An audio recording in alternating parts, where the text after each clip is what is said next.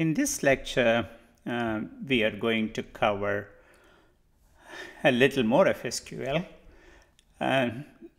In the last lecture, or in the first two lectures rather, we looked at basic select statement, how you can restrict columns that can be displayed using select statement. And we mentioned select star gives you every column. In contrast, if you list only a few columns separated by a comma in the select list, then only those columns will be displayed. So basically, if you look at the command here, we have said select star. So these are all the columns in the projects table. So those are all the columns that will be listed there. On the other hand, if you list only a few columns, say we say proj number and proj cost, only those columns will be listed. We can look at it here. Only those columns will be listed, and you can see here it took 0.91 seconds for this query to be executed in Impala. And we also said it's important to get an idea of how many columns you have in a table that you are querying and how many rows are there. Basically, how big the table is something that must be ingrained in your mind, especially if you are going to be working with a few tables that are relevant to your work. Then naturally you will get to know the table a little more closely. But until that point, you can use table statistics and column statistics, the two commands that we saw, to get an idea of how big the table is. Now let's go back and do a select star. And you see the tech number, the two values are null, and we briefly talked about what null values are. Null values are those values that are either not applicable or not available. It's not an empty string, it's not a zero. So null is a special value. As I said, it's either not applicable or not available, and it's different from the word null. So when you are inserting null, don't put quotes around it. You are not trying to insert the word null, but the value null. Okay, so these are some points to keep in mind. There is a lot more to null, which we will cover as we cover some advanced commands. A word about order by class. Here, of course, we know that order by descending means these columns are listed in the descending order of project cost. If you execute this,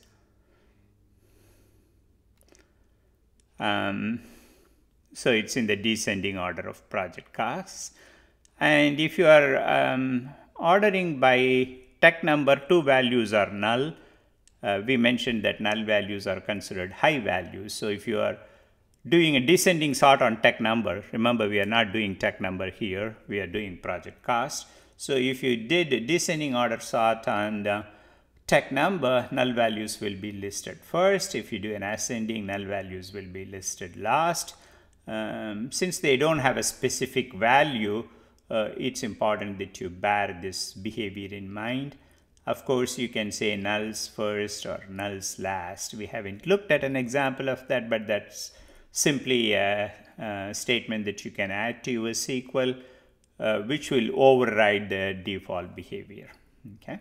So as I said, there is a lot more to null values. Don't worry about it too much now, but it's important to bear in mind. Null is not the word null, but it is a value null, which is either not applicable or not available. I have said this a few times now, not because I want to repeat myself, but this concept is very, very important. And especially if you are a beginning user of SQL, it takes time to get used to seeing null values and take them into account when you either do a sort or query a table. It's important to bear in mind how the null values are going to behave. Now we said order by descending. And in addition to that, we can add these two class limit. Let's say I do limit 4 and I say offset 6.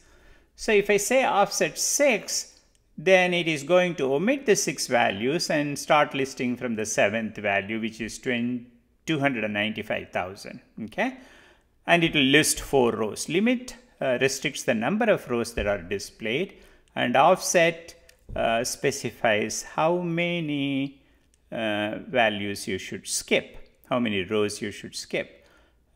Offset is of course used only with OrderBy, whereas limit can be used with any statement. So if you want to use offset, you have to have an OrderBy class. Otherwise, as you can see, it doesn't make sense to offset 5 rows, 6 rows in some random listing. Only when you have the list in a sorted order, then offset does make sense. Limit is of course used to limit the number of rows. A word about the use of OrderBy. In the earlier versions of Impala SQL, when you use OrderBy, it was mandatory you use limit. You cannot order by an entire table, but of course you can specify the number of rows in the entire table, but you have to make a conscious decision as to how many rows you want in sorted order, because sorted is an expensive operation and you must keep that in mind. It looks pretty if it's sorted, but if it's not needed, don't use OrderBy. Okay, OrderBy is going to slow down your query, and if it's not needed, don't use it. That's a performance tip that you should bear in mind. As I said, OrderBy, when you did OrderBy in the previous version, you were mandated to use limit. Now that restriction is removed, but let's say if you want to look at the top 10 values, use limit so that you can speed up your query and reduce the performance overhead in Impala. Okay. The topic that we want to cover in this lecture is the use of where class. Okay. Now I'm going to remove the last 2 lines here. I'm going to say select star, and I am going to use a where class where project greater than 30,000. Okay. So select star gives you every column. If you list the columns, you are limiting what columns are displayed. But if you want to limit the number of rows, then you have to use a where class. Somebody was saying in an earlier meeting that it acts as a filter. Yeah, if you want to think of it as a filter, fine, but remember it's a filter for rows and not a filter for columns. Okay, so it acts as a filter for the rows. So project cost greater than 30,000. If you execute this query, okay, let's go ahead and do a star. As you can see here, we are using a where class, but the column that's used in the where class need not be in the select list. But it makes sense if you want to see how your where class is behaving. It's a small table, so I'm using a select star now. As you can see, we are saying where project cost is greater than 30,000. I should not say 30,000, it should be 300,000. So everything is above 30,000. It's the project cost is above 300,000. Only those rows are listed here. Okay. Now you can say this is a comparison operator. Sometimes people call this a relational operator. So in a where class, you can use any comparison operator. You can say less than 30,000.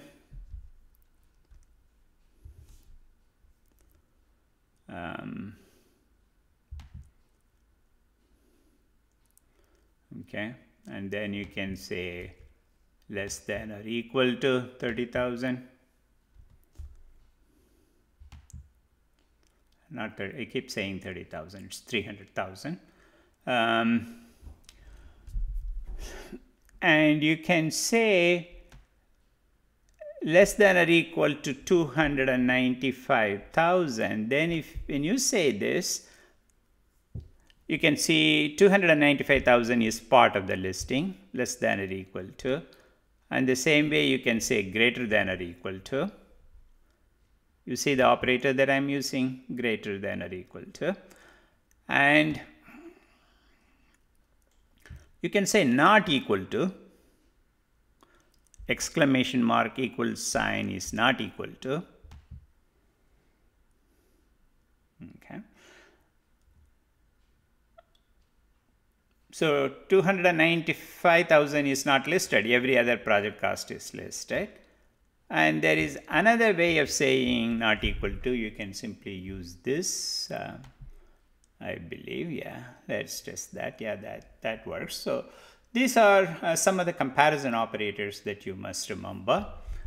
So if I say, I go back to my initial greater than 295,000.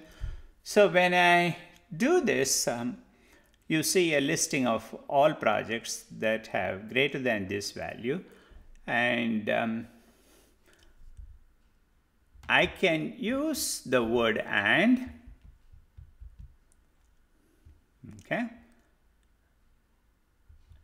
There are actually three. These are called logical operators. The word and, or, and not are logical operators.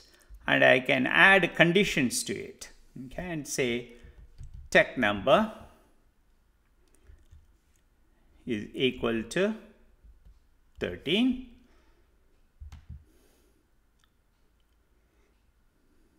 So here, this must be true and this should also be true.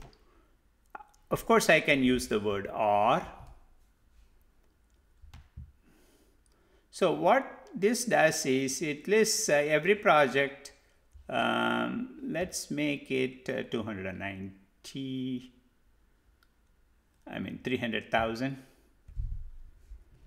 So here we are saying project cost is greater than 300,000 or tech number is equal to 13. So it's listing every project that's greater than 300,000. But when the tech number is 13, because you use the word or, the tech number 13 is listed irrespective of the project cost. So either this is true or this must be true. And you can keep combining conditions like this, or you can put an and here, or tech number equals 13, or tech number equals 14. Okay, let's see how this behaves. Now we say project cost is greater than 300,000, tech number is equal to 13, or tech number equals to 14. Let's see. So the project cost is greater than 300,000, it is listing.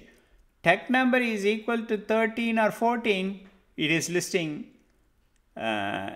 this, and this must be. Now when you have and or, the evaluation of the entire expression becomes kind of complicated. So what it's doing is, because it sees the word and, it combines it with project cost. So this must be true. Project cost is greater than 3,000 and tech number is equal to 13, or tech number equals 14. If tech number is equal to 14, it doesn't matter what the project cost is. So the way the expression is evaluated is like this. It's combining these two. Okay. Or this must be true. So here either the first two are true together or the third condition is true.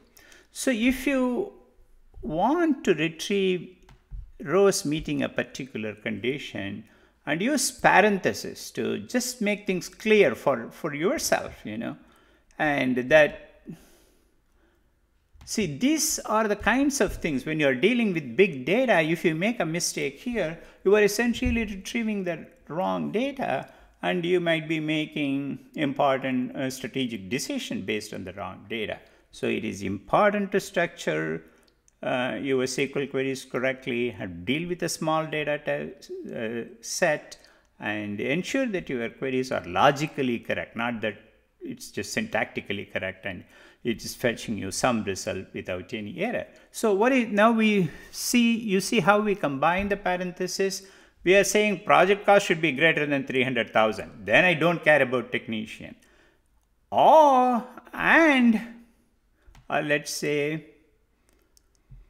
I said or here, just to make things a little more spicy. If this is true, I don't care about the technician. Or the technician must be one of these two, then I don't care about the project cost. So that is the implication here, or that's the meaning here.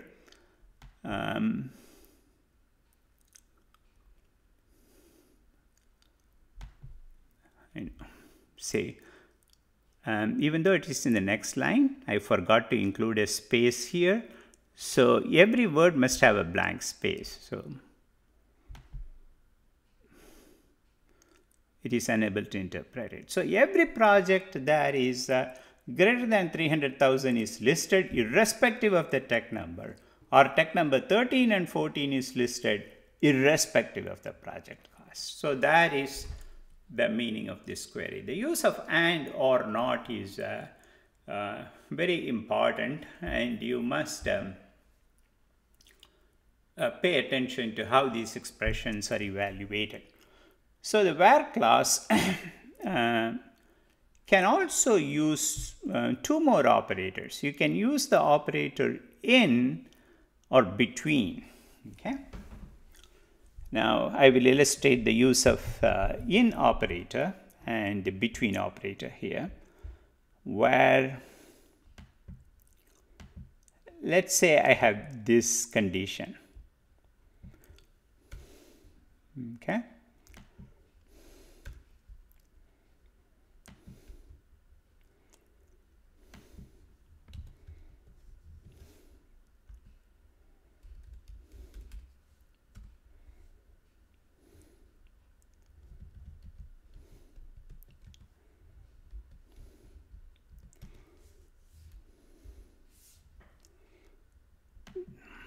So here I have these three. I am listing the projects where the tech number is equal to 13, or the tech number is equal to 14, or the tech number is equal to 10. So I am listing all projects when the technician number is one of the three that I have listed here. You will bear in mind, you should bear in mind rather, that each condition has a left-hand side and a right-hand side. Okay. So a condition must be complete in itself. It looks like you are unnecessarily repeating tech number, the word tech number, or the column name tech number, but that's needed in order for our statement to work correctly. Or I can do this. This is a shortcut for using, instead of using 3 R's. So I can say 13, comma 14, comma 10. Okay.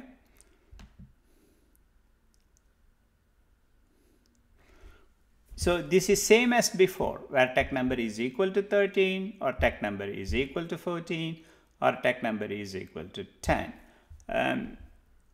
So this is simply a shortcut. Okay.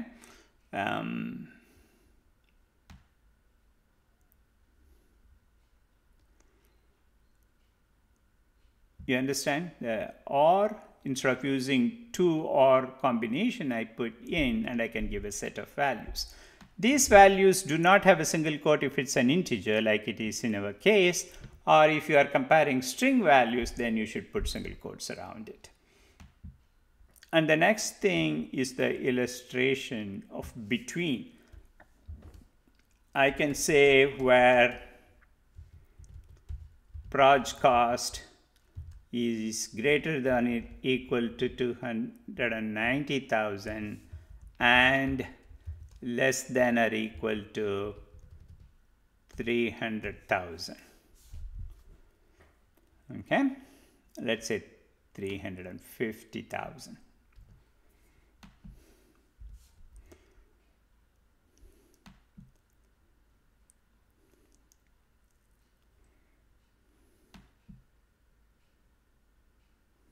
Okay, can you guys guess what mistake I made? A classic mistake for beginning users, and even experienced users can make the same mistake. So whenever you have a condition, the column name should be included in every condition that you are testing. In other words, when you are comparing two things, there must be a left-hand side and a right-hand side. So when we do this, it is giving me every project where the cost is greater than or equal to 290,000 and the cost is less than 350,000. So that's what we have here. And it is same as saying project cost between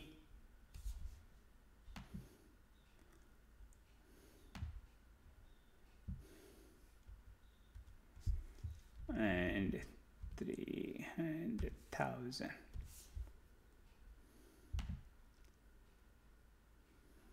Okay, so it's the same as before.